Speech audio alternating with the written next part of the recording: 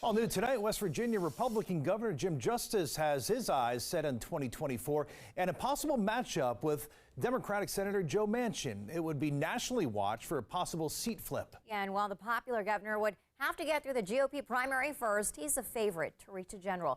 Now, the governor sat down with our political and government reporter Leonard M. Fleming this week to talk about that potential matchup that could play a pivotal role in which party controls the Senate. Yeah, and Leonard, the governor seems really serious about a bid. Yes, he does. Governor Justice is all but running to have the chance to face Senator Manchin in the general election of 2024, which would be a showdown of epic proportions. And the governor told me he's quite confident of how this race would end up if he jumps in.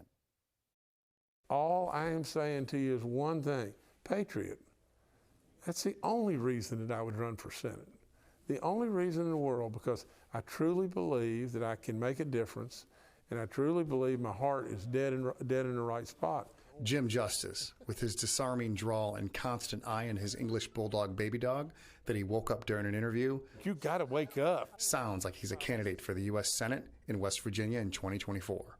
His target, if he makes it past the primary, is Joe Manchin, the longtime conservative Democrat in a state that experts say is increasingly turning red. If he runs, does that change the calculus of whether you'll run? No, of course not.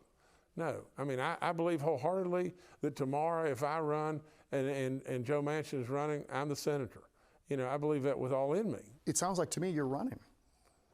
Well, to be perfectly honest, with your knees all broke up and everything, and you get older and everything, it's harder to do.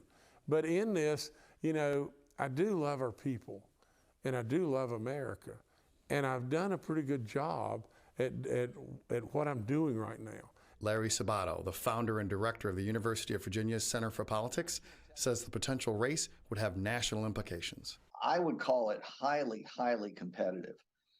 In fact, it would be one of three opportunities for the Republicans to gain a seat, the other two being Ohio and Montana, also with Democratic incumbents in states that have moved to the right.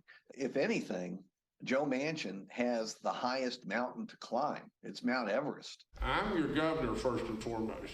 Justice, who won the governorship in 2016 as a Democrat, but switched to the GOP months later, says he's not a fan of the President Joe Biden administration. Look what we did in Afghanistan.